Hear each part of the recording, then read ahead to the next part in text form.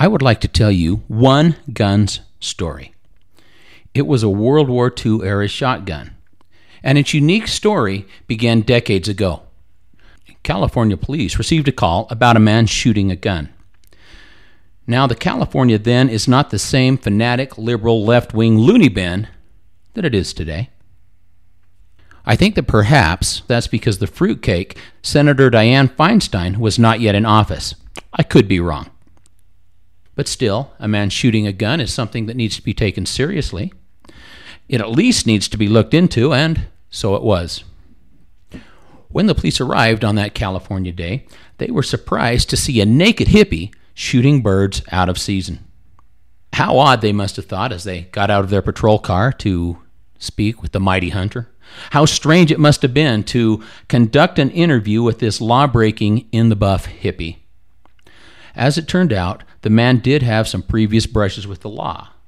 Throw in the questionable practice of in-the-buff bird busting, and the officers had every right to confiscate the shotgun, which they did.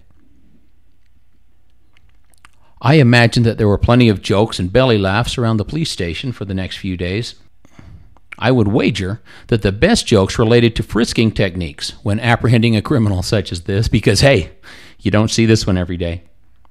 As it turned out, however, this event was a little bit more serious than anybody could have known at the time. In fact, this one story clearly illustrates the supposed, now emphasis on supposed, clear thinking and supposed rational thought processes of anti-gun loons.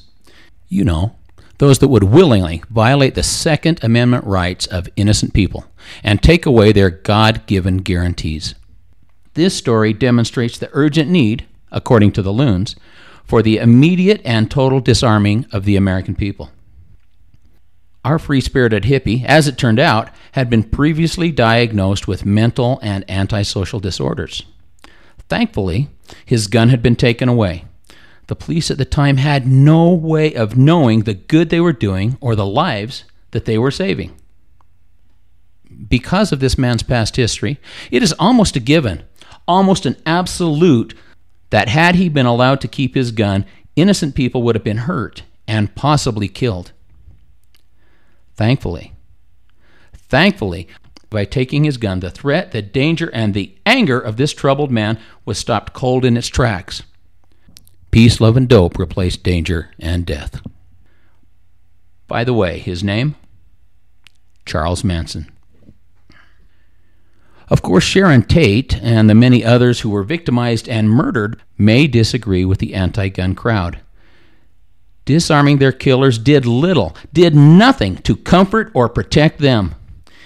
Evil finds a way.